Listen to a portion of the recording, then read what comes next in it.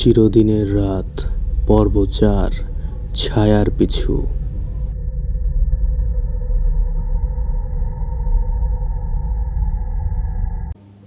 পড়ছি তৃতীয় পর্বের পর থেকে।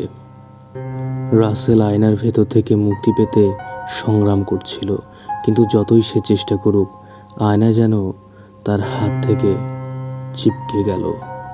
আয়নার ভেতরকার সে বিকৃত মুখ তার দিকে হাসতে হাসতে চিৎকার করল, তুই মুক্তি চাস? এই ঘরের ছায়াগুলো তোর পিছু ছাড়বে না। তারা তোর জীবনের সব অন্ধকার গোপনীয়তা জানে। রাসেল জোরে চিৎকার করে ঘুম ভাঙানোর চেষ্টা করল, কিন্তু ঘুম ভাঙল না, কারণ সে বুঝতে পারল এটা আর স্বপ্ন নয়, এটা তার বাস্তবতা। সে বেঁধে ধরল নিজের পকেট থেকে ছোট্ট একটি লকেটটা ছিল তার ছোটবেলার স্মৃতি। তার মা তাকে দিয়েছিল। হঠাৎ লকেট থেকে ঝিলমিল করে এক ধূসর আলো বের হয়ে এলো, যা আয়নার বিকৃত আলোকে কিছুটা দমিয়ে দিল। আলোর কাছে এসে আয়নার বিকৃত মুখ একটু ঝাপসা হয়ে গেল।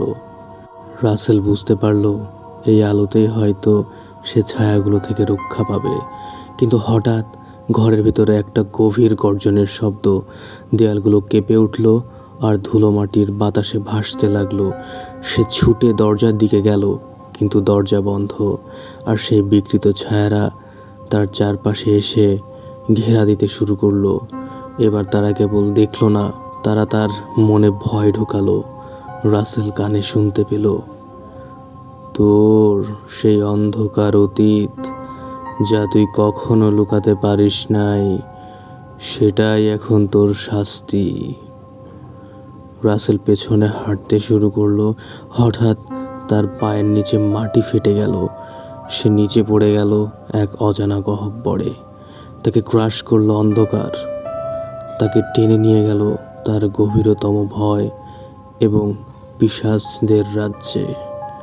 তার জন্য অপেক্ষা করছিল সেই সব পুরনো দগ্ধ আত্মারা, যারা তার দেহ ও মন দখল করতে চায়। রাসেল চিৎকার করতে চাইল, কিন্তু মুখ থেকে কোনো শব্দ বের হচ্ছিল না। সে বুঝতে পারল এবার থেকে সেই অন্ধকারের খেলনা